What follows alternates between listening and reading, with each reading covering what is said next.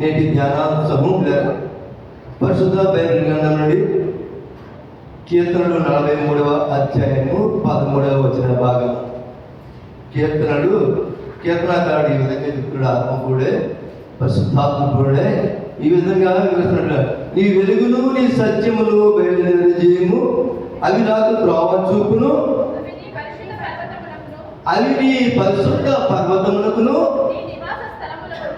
నీ నివాస స్థలములకును అమ్మా నన్ను మనందరినీ తోడుకుని వచ్చునంటే వెళ్తారు. మనల్ని ఆయన పరిశుద్ధ స్థలములకు మనల్ని తోడుకుని వెళ్తుంది. ఆయన వెలుగును సత్యమును బయలుదేరి చేస్తే, ఆయన బ్రతుకులు చేస్తే, ఆ వెలుగులో మనం నిలుచుంటే, ఆ సత్యముల ప్రకారం మనం బ్రతికితే అది ఆయన పరిశుద్ధ స్థలములకు మనల్ని తోడుకుని వెళ్తుంది. ప్రభు అన్నాడు, నేను ముందుగా వెళుతున్నాను, నా తండ్రి అంటే అనేక నివాస స్థలములు గలవు, మీకు స్థలము సిద్ధపరచడానికి వెళుతున్నాను, అక్కడ లేని మీకు చెబుతును, మరలా వచ్చి మిమ్మల్ని తోడుకుని హల్లెలూయా ఆ పరిశుద్ధ స్థలములకు మనకు తోడుకుని వెళ్ళేది ఆయన వెలుగులో మనం నిలిచి ఉండి, ఆయన సత్యమును అనుసరించి మనం జీవించినప్పుడు, అంటే సత్భక్తి కలిగి మనం జీవించినప్పుడు ఆ పరలోక రాజ్యాన్ని మనం చేరుకున్నాం. అందుకే ఇది నేను చెప్పే ప్రసంగంలోని ప్రాముఖ్యమైన మూల అంశం.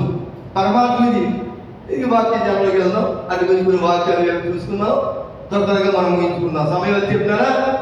ఓకే, దేవుని మహిమ కలుగును గాక. దేవుని స్తోత్రం. యేసయ్యా వందనాలు తండ్రి. కీర్తన 97వ అధ్యాయము కీర్తనకారుడు ఈ విధంగా అంటాడు. 11వ వచన భాగము, నీతిమంతుల కొరకు వెలుగును, యథార్థ హృదయుల కొరకు అమ్మా పెద్దబడింది. నీతిమంతులు ఎవరు చెప్తున్న మాటలు? ఎవరు చెప్తారమ్మా? 97 కీర్తనకారుడు రాశాడు. అమ్మా ఎవరు రాశారు కాదు, పరిశుద్ధాత్మ దేవుడు పరమతండ్రి వారి చేత సాక్షాత్తు దేవుడు చెప్తున్న మాటలు. పరిశుద్ధ గ్రంథంలోని ప్రతి వచనం కూడా వారి సొంత జ్ఞానంతో రాసిన మాటలు కాదు. ఇది ఆత్మపూర్ణే దేవుడి ఇచ్చిన జ్ఞానంతో, దేవుడి కృప చెప్పిన, దేవుడు దర్శించే వారి ద్వారా దేవుడికి రాయించిన మాటలు పరిశుద్ధ గ్రంథం. ఇది వారంతటా వారు రాసిన మాటలు కాదు కదా, దైవ వాక్కు. ఇది దైవ వాక్కు, దైవ సందేశం. ఇది నీతిమంతుల కొరకు వెలుగును, యథార్థవంతుల కొరకు ఆనందమును వ్యక్తపడి ఉన్నది. అంటే ఈ వాక్య ప్రకారం మనం ఎలా ఉండాలంటే నీతిమంతులుగా మనం జీవించాలి, యథార్థవంతులుగా జీవించాలి. ఎప్పుడు ఆనందమే. కష్టంలో ఆనందిద్దాం, సుఖంలో ఆనందిద్దాం, వ్యాధిలో ఆనందిద్దాం, బాధలో ఆనందిద్దాం. ఎందుకంటే నేను నీతిగా జీవిస్తున్నాను, యథార్థవంతులుగా దేవుని సన్నిధానంలో ఆయన ముందు జీవిస్తున్నాను కాబట్టి నాకు కలిగేది ఆ స్వాస్థ్యం, పరలోక రాజ్యం, ఆ సంతోషం, పరిపూర్ణమైన సంతోషం. అని చెప్పి ఎప్పుడు క్రైస్తవుడు అక్కడే భూమి చాలా సాధ్యమని మాట. క్రైస్తవుడు అక్కడే ఉద్యమం లేకపోయినా బాబు చదివేశాడు, చంద్రమోహన్ చాలా చదివేశాడు, కొన్ని లక్షలు ఇచ్చించారు, అబ్బాయి తీసుకున్నాడు అమెరికా చెప్పేసి. ఏమైతే లేదు దేవుడికి తెలిసాడు, ఏం చేయలేదు దేవుడి చేతిలో. అయినా కూడా పాపం పర్లేదు, ఆయన ఏం చేస్తా మీరే చేస్తాడు. ఏం చేస్తాడమ్మా? మీరే చేస్తాడు. రోగం వచ్చింది, కుదం రోగం తగ్గట్లేదు, బాధపడడం పర్లేదు కదా, బాధపడడం పర్లేదు. నువ్వు నీతిగా యథార్థంగా జీవిస్తే అపోస్తులు ఐపీసీ సంఘం యొక్క వ్యవస్థాపకులు, ఆంధ్రప్రదేశ్ పాలన ఐపీసీ సంఘం అంటే అమెరికాలో తెలుసు. పరంజోతయ్య గారు అది చనిపోయే టైంలో లంకన్స్లో చనిపోయాడు. యావత్ ప్రపంచం యూట్యూబ్లో ఉన్న మాట యుక్తమైన పరిచర్య ఆంధ్ర రాష్ట్రంలో, తెలియని రాష్ట్రంలో క్రైస్తవ ఉద్యమం ఏమైనా అనేక సంఘాలు, మన్నా సంఘాలు, మిత్రుల సంఘాలు, అనేక సంఘాలు స్థాపించాడు. అయినా ఆయన వ్యాధితో చనిపోయాడు. ఆయన ఉన్నట్టు అబ్రహాము అనుకున్నాడు, క్రైస్తవుడు వ్యాధితో నిలబడకూడదు,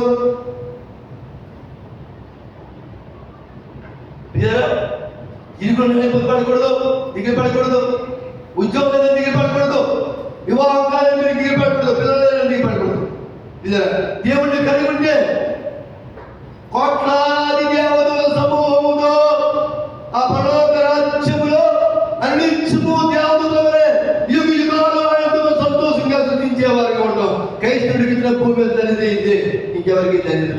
వాక్యం చెప్తుంది అని చెప్పలా. నేనే జీవం మార్గం సత్యము నా ద్వారా తప్పేందుకు రాలేని పరిశుద్ధ వాక్యం బైబిల్ గ్రంథం చెప్తుంది. ఈ సంతోషం మందే, ఈ ఆనందం మందే. చాలా మంది క్రైస్తవులు ఇంటికి జీవితం తండ్రి ఇప్పుడు ఇదే మందిగా ఇల్లు కట్టుకోవాలి, పిల్లలు చేయలేదు, ఉద్యోగం లేదు, ఇప్పుడు ఇదే మందిగా చాలా మంది నిరాశ నిష్ఠూలకు గురై ఉంటారు. ఎప్పుడు కూడా మన విశ్వాసాన్ని, మన మనోధైర్యాన్ని మనం విడిచిపెట్టకూడదు. ఎందుకంటే మన పక్షాన ఉన్నవాడు జీవముగా దేవుడు, సైన్యములకు యెహోవా యుద్ధశూరుడు. హల్లెలూయా! అంత గొప్ప దేవుడు మనకు కలిగిన పేరు. ఏ విషయం చెప్పకూడదు. మనం ఏం తెలియదా? మనం భూమి మీదకి వచ్చినప్పుడే ఆయనకి తెలుసు మనం ఏం చేయాలి, మనం ఎక్కడ ఉండాలి. యాక్సిడెంట్గా మనకి రాలేదు. మేము పూజారా అనాది సంకల్పం చెప్పిన, ఆయన దయావాసన చెప్పిన, ఆయన కృపలో ఈ పూజలో తెలియక సంఘం ఏర్పడడానికి చిత్తం ఉంది. కాబట్టి ఈ సంఘం ఏర్పడి ఈ సంఘంలో మనందరూ కూడా ప్రభు యొక్క ప్రశస్త నామంలో, యేసు ప్రశస్త నామంలో జతపరచబడ్డాం. ఆయన సంకల్పం ఇది. రాయసూరు వచ్చినా, నేను వచ్చినా, ఎవరైనా సైనికులు వచ్చినా ఆయన సంకల్పం మనకి రాలేదు. మన విద్యార్థుల మనకు రాలేదు, మనకు జ్ఞానాన్ని మనకి రాలేదు. ఆయన ఎక్కడ ఉంచాలని చెప్పి ఆయన చెప్తూ ఉంటాం. అయితే మన దేవుడు ఎప్పుడు కూడా మీరు చేసేవాడు. ఎవరికి ఏ సమయంలో ఏం ఇవ్వాలంటే ఆయనకి తెలుసు. ఎవరికి ఏ సమయంలో నా కుమారుడికి ఇది ఇస్తే నా మార్గంలో నిలుస్తాడు లేదా, నా కుమారుడికి ఇది ఇస్తే నా మార్గంలో నిలుస్తాడు లేదా. ఆయన మనకంటే, మన తల్లిదండ్రుల కంటే మనకంటే ఎక్కువ మన కన్నతండ్రి హోవాదిస్తున్నాడు లేదా. అటువంటి తల్లిదండ్రుల జీవితం క్రైస్తవుడు అంటే అసమాసి కాదు కదా. క్రైస్తవుడు అంటే ఏదో కాదు, లోకస్తున్నా కాదు. హల్లెలూయా! దీవెన కలుగును గాక. నీతిమంతుల కొరకు వెలుగును, యథార్థమంతుల కొరకు ఆనందంలో వ్యక్తపడి ఉన్నది. ఈ ఆనందం శాశ్వత ఆనందం. ఆ పర్లాదుడు ఆయన కవిస్తూ చేసుకునే ఆనందం. కీర్తన 119. మన వెలుగు గురించి మాట్లాడుకున్నాము, మన వెలుగు గురించి మాట్లాడుకున్నాం, తన సత్యం గురించి అది మాట్లాడుకున్నాం. 119:105. నీ వాక్యం నా పాదాలకు దీపము, నా త్రోవకు వెలుగై ఉన్నది. ఆయన వాక్యం మన పాదాలకు దీపం, మన త్రోవకు వెలుగై ఉన్నది. ఎప్పుడైతే ఆయన వాక్యం మనలో నిలిచి ఉంటుందో మన వెలుగులో జీవిస్తాం. వాక్యం అంటే ఎవరమ్మా? యేసయ్య. ఆది వాక్యము, వాక్యం దేవుడు, వాక్యము దేవుడు. 14 ఆ వాక్యమే శరీరధారిగా కృపాసత్య సంపూర్ణంగా మన మధ్య నివసిస్తుంది. హల్లెలూయా! దేవుని మహిమ. ఈ వాక్యం నా పాదములకు దీపము, నా త్రోవకు వెలుగై ఉన్నది. ఆయన వాక్యం మన హృదయంలో ఉండి మనం ఈ చీకటిలో సంచరించిన మనం భయపడదు. ఎప్పుడు మనకు భయం ఉంది. ఎందుకంటే ఆయన వెలుగులో ఉన్న ప్రకారం మనం కూడా వెలుగులో జీవిస్తే పోయి వారి దగ్గర ఆయన వెలుగులో ఉన్న ప్రకారం మనం వెలుగులో జీవించి ఆయనతో సహవాసం కలిగి ఆయన రక్తం ప్రతి పాపములను విడుదల చేసి అపరాధ రాజ్యవాసులుగా మనల్ని స్థిరపడుతుంది. హల్లెలూయా! దేవునికి మహిమ కలుగును గాక. దేవుని స్తోత్రం. కీర్తన 36:19 వచ్చిన భాగంలో అద్భుతమైన మాట. మాట్లాడాలంటే ముత్యాలు మోట్లు ఇవి పెరల్స్, ఇవి ముత్యాలు, ఇవి ఆడి ముత్యాలు. హల్లెలూయా! కీర్తన 36:9. నీ యొక్క జీవపు ఊట కలదు అమ్మా, నీ వద్ద జీవపు ఊట కలదు. నీ వెలుగును పొంది మేము వెలుగును చూస్తున్నాము. అయినా దేవుని జీవపు ఊట ఉంగుదలది. వాక్యం పేర జీవపు ఊట. వాక్యము ఏ ప్రాంతంలో, ఎడాల ప్రాంతంలో ఏరులే పారుతుంది. తిరిగే సంఘాల ద్వారా. హల్లెలూయా! ఏరులే పారుతుంది. ఆ ఏరులో ఎవరైనా బాప్తిజం పొందితే పర్లాదురాజ్యం వస్తుంది.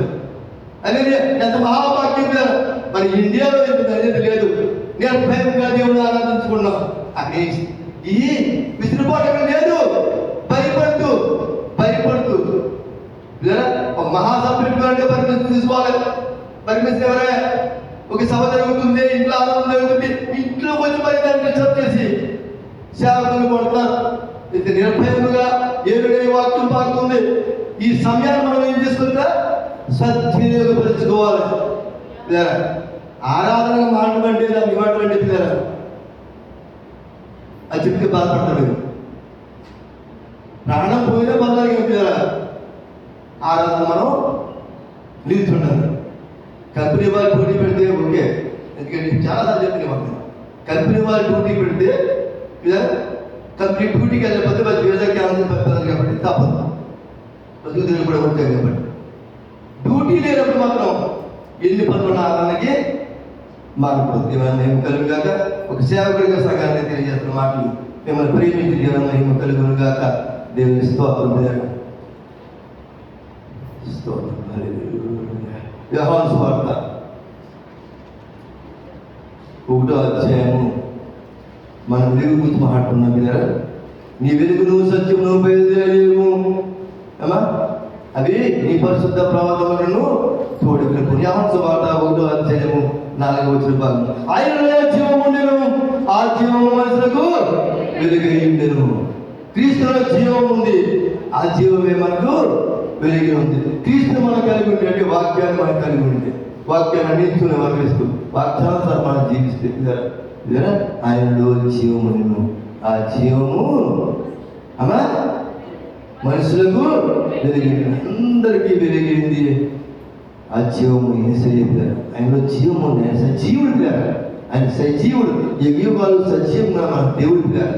దేవుని వాడి మహిమ కలుగుగా దేవుని స్తోత్రం. అదేవిధంగా పిల్లరా 12 వచ్చిన భాగం చూసుకుంటే కదా, అది యోహాను సువార్త 12. యేసుని అందరూ అంగీకరించారు, వారందరికీ అనగా ఆయన నామమున విశ్వాసించే వారికి. హల్లెలూయా.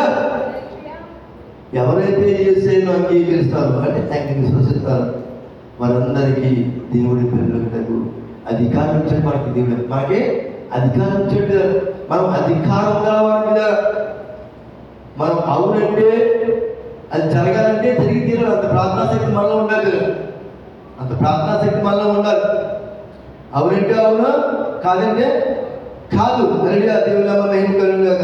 ఆయన ఎందరూ అంగీకరించరు అనగా ఆయన ఎంతమంది అయితే విశ్వసిస్తారో వారందరికీ కూడా ఏ భేదము లేదు, యూదుడు లేదు, వారు లేదు, వీరుడు లేదు, కులబాధ లేదు. ఎవరైతే దేవుని సొంత రక్షగా జీవితారో వారందరికీ ఆయన పిల్లలకైనా అధికారము అనుగ్రహించే దేవుని మహిమ కలుగుగాక. యోహాను సువార్త, అదే యోహాను సువార్త 3వ అధ్యాయం 16వ భాగం.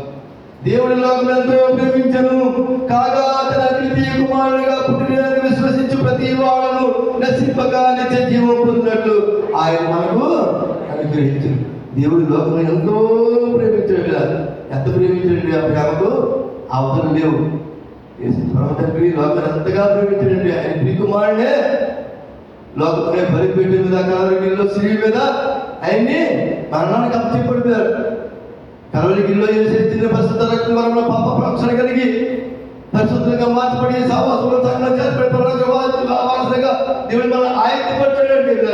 అటువంటి కృపలో అయితే ఈ ధన్యత ఎవరికంటే ఎవరైతే దేవుని లోకం ఎంతో పవిత్రం కాగా తన అద్వితీయ కుమారుడిగా పుట్టిన వాడు ఎందుకు విశ్వసించు ప్రతి వాడు ఎవరైతే తండ్రి యొక్క అద్వితీయ కుమారుడు విశ్వసిస్తారో పుట్టిన వాడిని విశ్వసించి ప్రతి వారికి ప్రతి వారిని విశ్వసించి ప్రతి వాడు నశింపగా నిత్య జీవం పొందినట్లు యేసుని మనల్ని అనుగ్రహించండి. మనకు అనుగ్రహించాడు.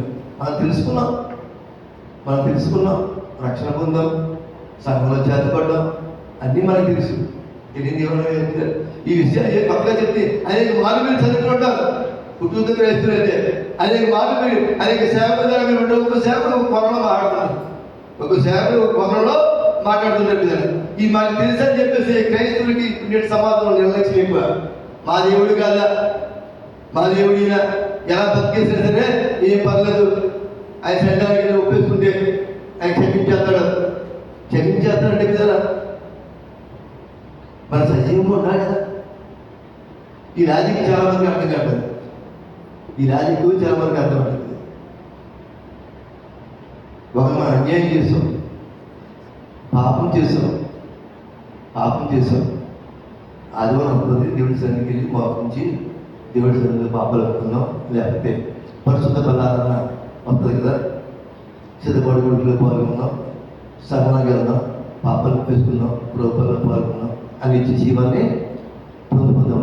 అప్పుడు మనిషి ప్రాణానికి ఏమైనా గ్యారెంటీ ఉందా కదా, మనిషి జీవనానికి ఏమైనా గ్యారెంటీ ఉందా? ఇంతవరకు అర్థంలో వారే నీటి ఆవిరి నుండి బ్రతుకుమని చెప్పారా? ఎప్పుడు మన ప్రయాణమో తెలియదు. 94 సంవత్సరాలు బతికాడు. ఆయన టీవీ మీద పరిచయం చేసి అపోస్తులు దేవుని దీవించాక హల్లెలూయా, ఎంత ధైర్యం ఇచ్చారు. అంత ఆయన మనకి ఎక్కడ మనకుందా? గ్యారెంటీ ఉందా? ఏసీ 8 సంవత్సరాలు మన మంది తీసుకెళ్ళి ఇప్పుడు ప్రారంభం అయింది. 33 సంవత్సరాలు 3 సంవత్సరాలు టీవీ మీద పరిచయం చేశాడు. 3 సంవత్సరాలు చిన్నప్పుడు పరిస్థితుల్లో జీవించాడు. 3 సంవత్సరాలు ఆయన ప్రాణాలే త్యాగం చేశాడు. వయసులో నిమిత్తం లేదు, ఉద్యోగం లేదు, ఎవరు లేదు, పెద్దలు లేదు, ఎవరు లేదు. ఏ సమయము ఆయన రాకడా మన ప్రాణం పక్కన మనకు తెలియదు. ప్రతి ఒక్క రెండవ రాకడా మన ప్రాణం పక్కన మనకు తెలియదు. తెలిసి సిద్ధపడిపోతాం, తెలిసి తప్పని సిద్ధపడిపోతాం. ఆయన అర్థమేంటి? తలస్నానం చేసి బయలు చేసుకుని కుటుంబంతో కూర్చోబెట్టుకుని హల్లెలూయా స్తోత్రం చప్పట్లు కొట్టేసుకుంటూ తండ్రి హల్లెలూయా హల్లెలూయా స్తోత్రం అని చెప్పేసి ఆకుకూరలే పంపించి వెళ్ళిపోతున్నారు. ఇప్పుడు అర్థమేంటి? తెలియదు కదా. మరి ఆయన రాకెప్పుడు మనకు తెలియదు కదా. ఆయన రాక మన ప్రాణపక్షం మనకు తెలియదు. నేను చెప్తున్న మాటలు కాదు, పరిశుద్ధ గ్రంథంలో చెప్తున్న మాటలు. హల్లెలూయా. తిరగలు ఇస్తుంటారంట, ఇద్దరు తిరగల ఇస్తుంటారంట. సాధారణంగా ప్రభు ఒక ఎత్తుపడతారు, ఒకరు విడవబడతారు. అదే అక్క చెల్లెలు అవ్వచ్చు, అన్నదమ్ములు అవ్వచ్చు, భార్య భర్తలు అవ్వచ్చు. చాలా జాగ్రత్తగా మన జీవితం దేవుడు చాలా జాగ్రత్తగా కట్టుకోవాలి కదా. దేవుడు మనకి మహిమ కలిగిన కాక దేవుని స్తోత్రం. ఈ వెలుగు ఎలా ఉంటుంది కదా? లోకమంతట వెలుగు ప్రకాశించేను, లోకమంతట వెలుగు ప్రకాశించేను. యేసు జన్మించినప్పుడు లోకమంతట వెలుగు ప్రకాశించేను. చెప్పండి, జనరేషన్ ఉండాలి పాట పాడాలంటే పర్స జనరేషన్. ఆయన పుట్టాడు కదా, పరలోక సంధ్య సమూహము భూమికి దిగొచ్చేసి పుట్టినప్పుడు పరలోక సైన్య సమూహము భూమికి దిగొచ్చేసింది. సర్వోన్నత తరములో ఆయనకి మరియు భూమి మీద సమాధానం కలుగును కాక దేవని చెప్పారు. లోకమంతటా వెలుగు కలిగింది కదా ఆయన పుట్టినప్పుడు, లోక రక్షకుడు పుట్టినప్పుడు. వెలుగు మహిమ ఆయనలో మనం ఉంటే వెలుగు మహిమ మనలో పాపం ఉండదు. ఆయన వెలుగు ప్రకారం మనకు కూడా వెలుగులో జీవిస్తే దీవెన మనకి మహిమ కలుగును కాక. అయితే ఆయన మనలో లేకపోతే మన జీవితాన్ని చీకటి. మార్కు సువార్త 15:33 వచ్చిన భాగం. మార్కు సువార్త 15:33 వచ్చిన భాగం. తరగతి సమయం అమ్మా నైపుణ్యం చదవమ్మా. మధ్యాహ్నం మొదలుకొని 3 గంటల వరకు సరిపోతామా? మధ్యాహ్నం మొదలుకొని 3 గంటల వరకు ఆ దేశం మధ్య 3 గంటలుగా రాయేసారు. లామా లామా సబబ్దా బిగ్గరగా కాకి వేసి నా దేవా నా దేవా నా చేయగలిసి చెప్పి ప్రాణం విడిచాడు. ఆయన ప్రాణం విడిచినప్పుడు మధ్యాహ్నం మొదలుకొని 3 గంటలు మొదలుకొని ఆ దేశం అంతా చీకటిగా వేసింది. యేసయ్య మనలో ఉంటే వెలుగు, వెలుగు మయము పరిశుద్ధ సహవాసంలో నిలుచుంటాం. యేసయ్య మనలో లేకపోతే మాకు స్తుతి చేద్దాం. యేసయ్య మనలో లేకపోతే మాకు స్తుతే. ప్రైజ్ పెద్దలు ప్రైజ్లో మరి మౌని వెలుగు మయం ఆయన మనలో ఉంటే పరలోక సైన్య సమూహం ఎందుకు వచ్చిందని ఆయన చెప్పినప్పుడు పరిశుద్ధుడు పాపనామాచుడు జగదరక్షకుడు ఆయన జన్మపడి ఆయన మరణించినప్పుడు మధ్యాహ్నం 3 గంటల వరకు రమాగంగా 3 గంటల వరకు ఆ దేశం అంతా చీకటి కనిపిస్తుంది. మన హృదయంలో ఏసంటే అంటే వాక్యం చుట్టే మన వెలుగులో జీవించగలుగుతారు. మా వాక్యం మన హృదయంలో ఏసుని మన హృదయంలో సొంత రక్షణగా ప్రతిష్ఠ చేసుకోకపోతే, ఆయన ఆరాధ దైవంగా మనం కోవకపోతే మనలో చీకటి క్రియలే జరిగిన ముందు మనం కనపడుకుంటాం. పరిస్థితుల్లో ఎవరి ఒక 3 సంవత్సరం చెప్పినా ఎవరి పంపు వాళ్ళకి ఇష్టం. కూర్చున్నాడు తెలుస్తుంది వాడి దగ్గర ద్రోహం చెప్పేసి. మంచి స్నేహితుడు ఏం చెప్తాడు, నాన్న స్నానం చేయరా మాకు తోడు చదువుతున్నాడు డ్యూటీలో, శుభ్రం స్నానం చేయరా, వచ్చిన పెరుగు కొట్టుకుందా దూరం వస్తుంది, బాధ దగ్గరికి తిన్నట్టు చెప్పండి. శ్రేయస్సు కోరుకుని కూడా చెప్తాడు. సావాసం మానవ సహోదరుడా ఏమన్నా శ్రేయస్సు ప్రేమించమని చెప్తాడు, ప్రేమించమనేటువంటి మాట చెప్తాడు. ప్రేమించబడిన మాటలు చెప్పరు, ఎలా పోయినా పర్లేదు. అలేదుయా సంఘము సహవాసం అంటే మనందరూ కూడా ప్రభు అక్రమం ఎత్తపడదు, ఏ ఒక్కరు కూడా పడకూడదు. అదే పూజలు లెక్క సంఘం వాంఛ హృదయ వాంఛ హృదయ కోరిక అదే హృదయ కోరిక. నశించిపోయే ఆత్మ కోసం పూజాతి లెక్క సంఘం ఏర్పడ్డది. ఎవరి మీద కక్ష చెప్పిన దేశం చెప్పిన పూజాతి లెక్క సంఘం ఎవరు ఏర్పడలేదు. అందుకే ఈ సంఘము ఇప్పటివరకు నిలుస్తుంది. 26 సంవత్సరాలు ఆగస్టు 26 సంవత్సరాలు పుట్టి 27 సంవత్సరాలు ప్రవేశిస్తాం మీద భూమి ఆకాశం పూజాతి ఈ తిరిగి సంగ్రహించుంటుంది. వేడు బాగున్నా లేకపోయినా, శైలస్ ఉన్నా లేకపోయినా, దేవుడికి ఉన్నా లేకపోయినా ఈ సంఘం నిలుచుంటుంది. ఎందుకంటే ఈ స్వభావాన్ని ఏర్పడిన సంఘం కాదు. నేను భయంగా వాక్యం బోధించాలి, నేను భయంగా చెప్పాలి. మంచిని కోరేవారు, శ్రేయస్సు కోరేవారు, ఇది కాదు పద్ధతి కాదు, మీ జీవన విధానం మార్చుకోండి. సమయం చాలా ప్రాముఖ్యం, సత్యని పరచుకోండి. ఎందుకంటే ఈ ప్రవచన వాచనలు దొరికే సమయం మీద కృపాకాలంలో మనం ఉన్నాం.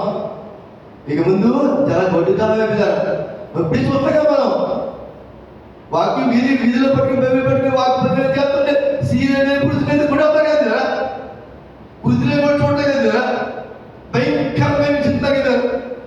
మనకేం తెలియట్లేదు. మాకు 4 మనం చేసుకున్నాం, చల్లగా ఆడవాళ్ళం చేసుకున్నాం, బుధవారం చేసుకున్నాం, శుక్రవారం చేసుకున్నాం, శనివారం చేసుకున్నాం, చక్కగా మనకి అవి బాధలు లేవు.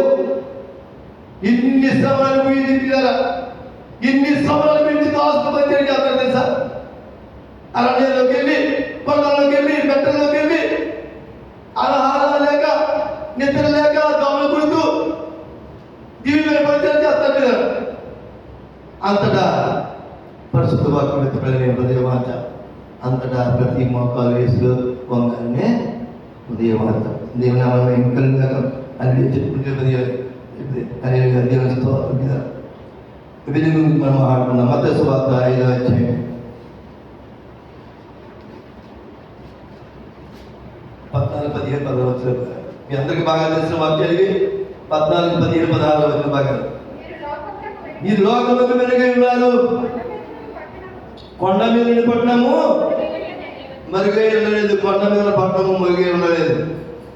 అందుకే సంఘం అంటారు. సంఘాన్ని ఎలా కూర్చున్నారంటే పరిశుద్ధులు ప్రార్థన చేసినప్పుడు, భక్తులు ప్రార్థించినప్పుడు, తండ్రి మా సంఘాన్ని కొండ మీద కట్టడం పట్టణమే వెలుగుగా ఉన్నట్టు చెప్పి ప్రార్థిస్తాడు. అనేక మంది భక్తులు పరిశుద్ధులు కొండ మీద పట్టణం మరుగై ఉంటుంది కదా, అందరికీ కనిపిస్తుంది. నిశ్చయార్థంతో వెలిగిపోతుంది. దేవుని మహిమ కలుగును గాక. మనుషులు దీపం వెలిగించి కొంచెం కింద పెట్టరు, అది ఇంటందరికీ వెలిగించగా దీపస్తంభం పెడతారు కదా. దీపం వెలిగించి ఇప్పుడంటే కరెంట్ లైట్ వచ్చేసింది కదా, ఎల్ఈడి లైట్ వచ్చేసి కాంతిమయం. హల్లెలూయా. అప్పట్లో దీపం వెలిగించి అది కొంచెం కింద పెట్టి ఆరిపోతే దీపస్తంభం పెడతారు. అవి అందరికీ వెలిగించినది కదా. అలాగే మనుషులు 16వ భాగం, మనుషులు మీ సత్క్రియలు చూసి మీ తండ్రిని మహిమపరిచినట్టు వాళ్ళ ముందు మీ వెలుగును ప్రచురించేయుడి. హల్లెలూయా. క్రైస్తవుల యొక్క సత్క్రియలు, మంచి పనులు, యథార్థ జీవితాన్ని చూసి ఈ లోకము మనల్ని చూసి క్రైస్తవులు అంటే ఇలా జీవిస్తారు, ఎంత మంచివారు, ఎవరికి హాని చేయరు, ఎవరికి కీడు చేయరు, పరిశుద్ధంగా జీవిస్తారు, ధన్యకరమైన జీవితాలు, ప్రార్థన జీవితాలు. అది వారికి మేలు చేసే మాత్రం సత్క్రియ అంటే మేలు చేయడు. మనుషులు మీ సత్క్రియలు చూసి మనుషులు పరలోకమున దేవుడిని మహిమపరిచే విధానం పరిచయం మన వెలుగును వేసే మనలో ఉంటే ఆ వెలుగును మనిషి ముందు మనం ప్రచురం చేయలేదు. ఇలా మహిమ కలుగును గాక. హల్లెలూయా. మనం చూసి క్రైస్తవులను చెప్పాలి కదా, పనిచేసే స్థానంలో కూడా ఈ మాట చెప్తాను, ఖండించండి. ఒకసారి నా భార్య అంటది, నా తక్కువ మాట, ఇన్ని సంవత్సరాలు పనిచేస్తున్నాను సేపు బాగా అంటే నువ్వంటే అసలు ఏమవడం, నువ్వంటే అసలు ఏమవడం. ఇప్పుడు ఆస్ట్రేలియా ఉన్నాడు 2 నెలలకి, మొత్తం ఫ్యామిలీ అంతా 3 మిలియన్ ఖర్చు. నీ అడిగితే ఏమవడం. దేవుడు బాగా కన్నీటి కడతాం. ఈ లోక మనుషుల ముందు మనం తలదించుదామా లేదా? మన కష్టాలు మనకు సరిపోదు. దేవుడు పాదాల దగ్గర మనకు ఎన్నికలుగుతుంది. దేవుడు ఇస్తే అది పొంగు ఇబ్బంది పడుతున్నాడు. పొంగి పొందులకి అది ఆనందం. ఆ సమృద్ధి ఎవడో దొంగిలించడు. దేవుడిచ్చేది ఆ సమృద్ధిని ఎవడో దొంగిలించాడు. ఈలోక మనుషులు ఇంతలో ఉండి వారు అయిపోతాం. శాశ్వత కాలం వాడిని కూడా ఏమన్నా నడిపించేవాడు. ఎన్నో కష్టాలు, ఎన్నో ఇబ్బందులు, ఎన్నో ఆర్థికం, ఎన్నో ఆశ్రమే అయినా కూడా నా దేవుడు నాకు తోడవాడు. ఉన్న స్థానంలో ఉంటాడు. అదే నమ్మకం, అదే ప్రకారం విశ్వాసం, అదే నిరీక్షణ క్రీస్తులో ఉంది. అదే నిరీక్షణ కలిగించారు. ఈలోక మనుషులు చూడకూడదు. ఒక విశ్వాసం వేరు, ఒక విశ్వాసాన్ని సాయం పొందేది వేరు, ఒక విశ్వాసాన్ని సాయం పొందేది వేరు. క్రైస్తవుడే ఉంది అందులో దేవుడు అంటే తెలియని వాళ్ళు కదా, ఏసీ అంటే రక్షణ తెలియని వాళ్ళు కదా. వాళ్ళ ముందు మా తల వంచి నా పరిస్థితిలో ఉంది, నాకు ఇల్లు కట్టే ఉన్నాయి అది ఎన్నో వాళ్ళు నీకు ఇల్లు కట్టేస్తారు, అచ్చేస్తారు, ఇచ్చేస్తారు చెప్పేసి వాళ్ళు మాట ఇచ్చి తప్పుతారు. మన దేవుడు మాట ఇచ్చి తప్పనవాడు. పరిస్థితులు మన దేవుడు. అరెడియా దేవునికి మహిమ కలుగునుగాక. దేవుని స్తోత్రం. వెలుగు మాట్లాడుతున్నాను. నీ వెలుగును సత్యమును బయలుదేరేము. అది నీ వివాహతత్వమునకు, నీ పరిశుద్ధ పర్వతమునకు నన్ను తోడుకుని వెళ్ళు పడకుండా. ఇప్పుడు సత్యం మాట సమయం తిన్నాడు. ఎన్ని నిమిషాలు ఉంది? ఇంకా 5 నిమిషాలు. దేవుని మహిమ కలుగునుగాక. దేవుని స్తోత్రం. సత్యం యోహాను సువార్త 1వ అధ్యాయము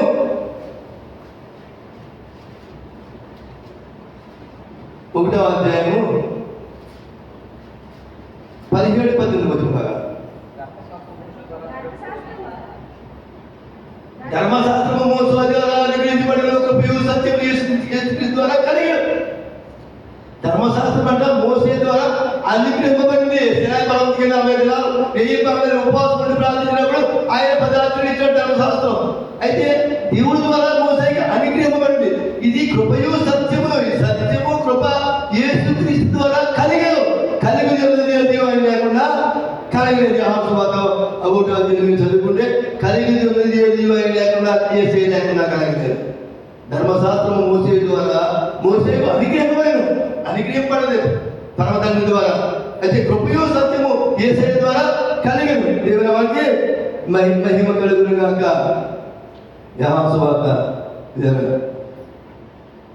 17వ అధ్యాయము 16-17 నుంచి బాగా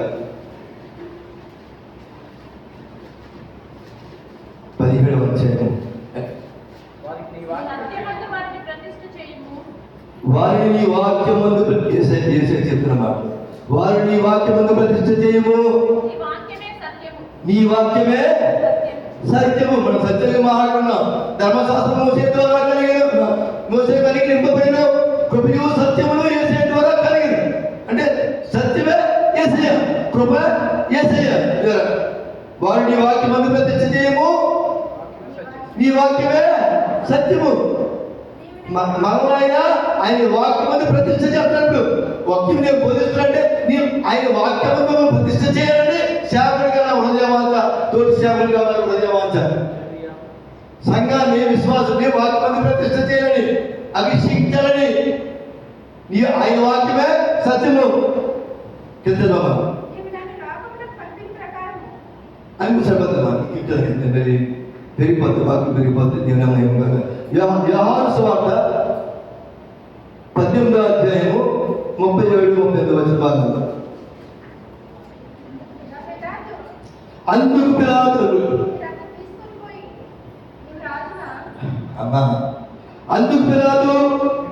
నీవు రాజువా అని ఆయన అడుగుగా, అవును పిలాతు తీసుకున్నప్పుడు పిలాతు అడుగుతున్నాడు, ఏసేని నువ్వు రాజువా అని.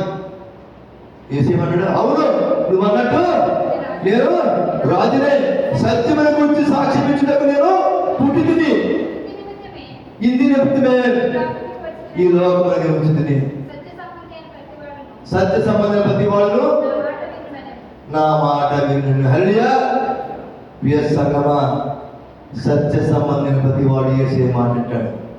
మీరు నేను సత్య సంబంధం అయితే, యేసే వారసులైతే ఆయన వెలుగులో మనం జీవిస్తుంటే, ఆయన వాక్యం మనలో ప్రతిష్ఠ చేసుకుంటే, ఆయన వాక్యమే సత్యం కాబట్టి సత్య సంబంధమైన ప్రతి వాడు ఆ మాట దగ్గర చదవమా. హల్లెలూయా. సత్య సంబంధమైన ప్రతి వాడు ఆయన మాట వింటాడు. అది మన సత్య సంబంధమైన మాట మనం వింటాం. వాక్యం విని వ్యసనపడం, మనం వాక్యాల ద్వారా జీవించడం ప్రయత్నం చేసి దేవుణ్ణి హత్తుకుని మనం జీవిస్తాం. దేవుని నామానికి మహిమ కలుగును గాక. దేవుని స్తోత్రం. హల్లెలూయా.